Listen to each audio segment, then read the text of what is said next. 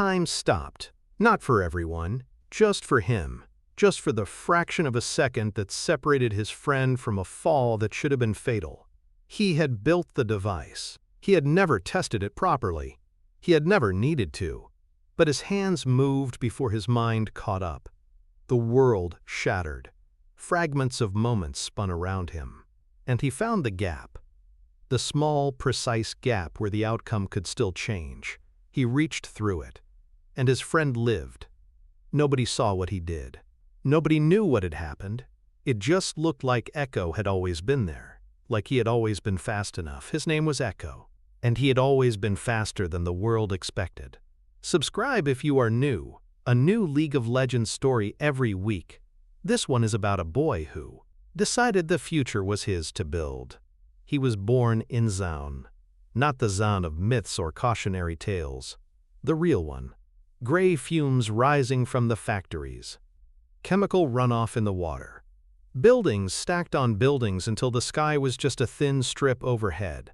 People working jobs that wore them down faster than they were paid for.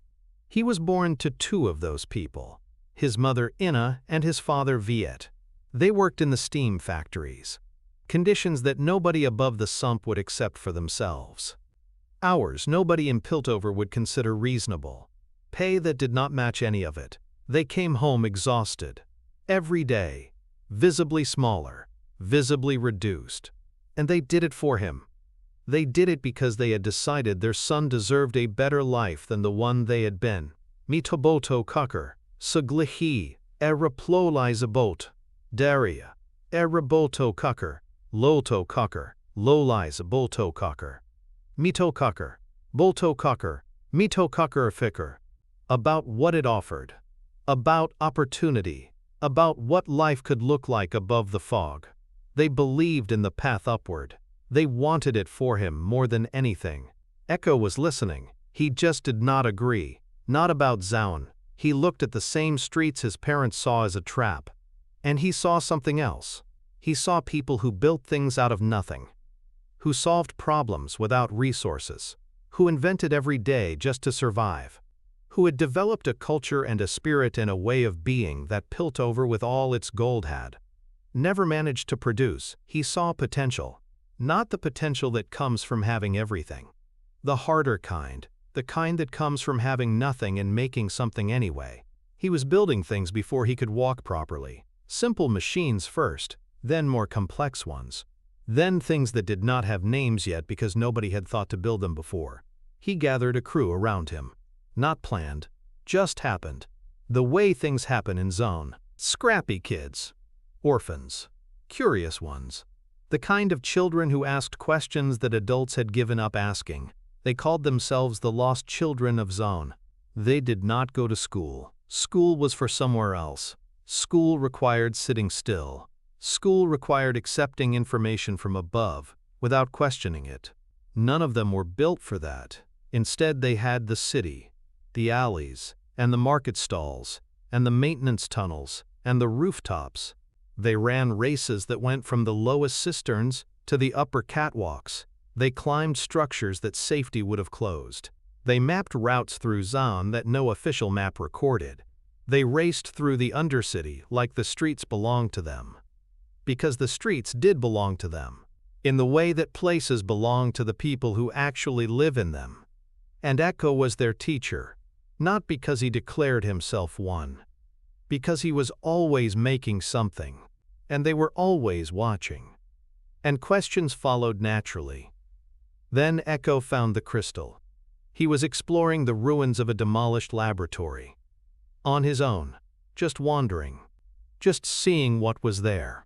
And there it was, a fragment of crystal, glowing blue-green with hextech energy. He knew what hextech was. Every kid in Zaun knew the stories. The crystals that powered weapons and heroes. That changed the world when someone figured out how to use them. He picked it up, he took it home.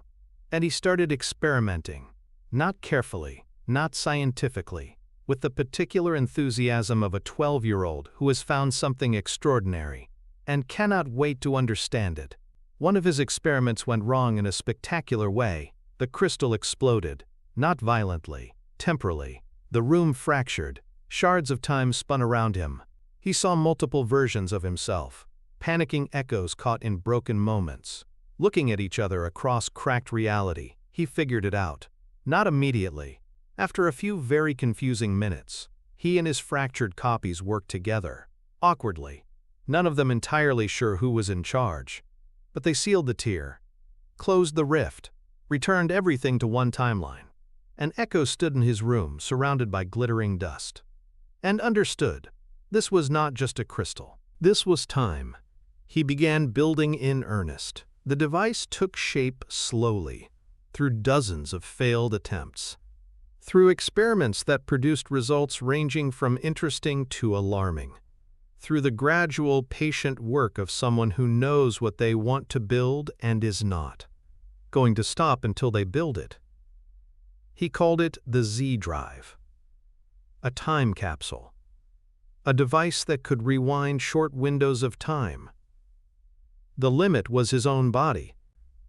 How many reversals he could survive before exhaustion made further attempts impossible. He had not fully tested this limit. He was not in a hurry to find it. Then came his birthday.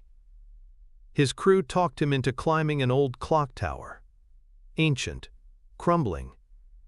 Exactly the kind of structure that looked interesting from the outside. And more dangerous from the inside. He brought the Z Drive. He had not tested it in any real scenario. It was still theoretical. Still unstable. He brought it anyway. Because Ekko always brought the thing he was working on. They climbed, they drew things on the walls, they did what kids in Zaun do. Near the top of the tower, one of his crew grabbed a rotting wooden beam for support. The beam broke, the child fell, the drop was fatal. There was no question. No way to catch someone from that distance in that time. No outcome that worked. Except that Ekko's hands were already moving. He activated the Z Drive. The world shattered into fragments. He moved through them. He found the moment just before.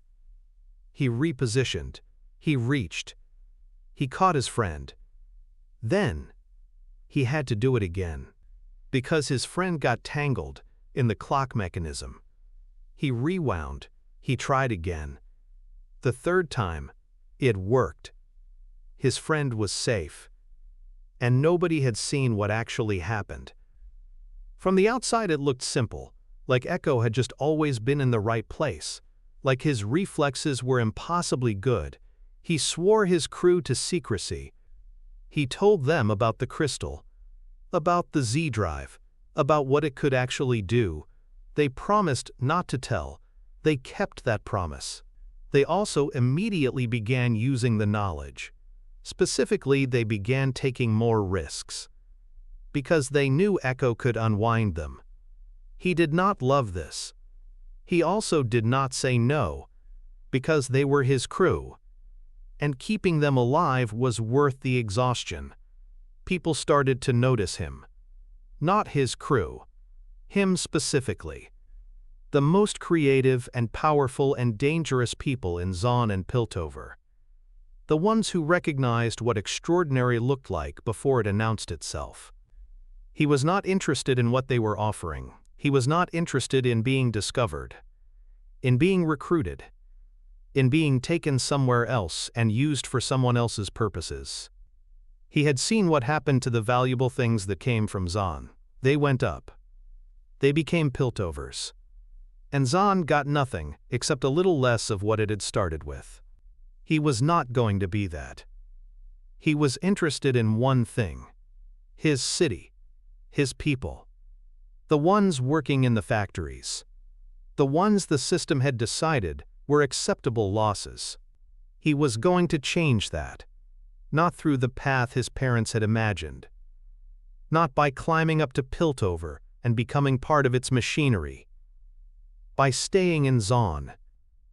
By building something so extraordinary that Zaun did not need to become Piltover. Because Zaun had something Piltover would never manufacture. The specific kind of genius that comes from having nothing to lose. The kind of creativity that comes from having to make something out of nothing. Every day. As a matter of survival. Piltover built from abundance. Zaun built from scarcity. And scarcity, Ekko had learned, produced sharper solutions. Because scarcity does not allow for waste. Every idea has to work. Every invention has to be worth the materials it costs. Every attempt has to carry real stakes. That made Zaun's genius different from Piltover's. Denser. More efficient. Built closer to what actually mattered. And Ekko. He did not have a plan yet. Not a complete one. He had the shape of one. The outline. The direction. The sense of what it needed to accomplish, even if the steps were not all visible yet. But he had time. Literally. He had the Z drive. He had a device that could reach back into moments that had already passed and change their outcome. If he could do that for his friend on a crumbling clock tower, if he could reach into a single second and pull someone back from the edge of it, then what else could he reach into? What else could he change? And if there was one thing he had learned from tinkering with time itself, it was this. The future is not fixed. Not for anyone. Not even for the people who think they own it. Not even for the systems that have operated the same way for generations. Not even for the arrangement of power between Piltover and Zaun that had been in place for Rekrobod. Longer than anyone could remember, it could change. Everything could change. You just had to find the right moment. And push. He was going to find it. One rewound second at a time. If this story stayed with you, subscribe. Every week, a new League of Legends story. The ones Gulen who refuse to accept the world as it is.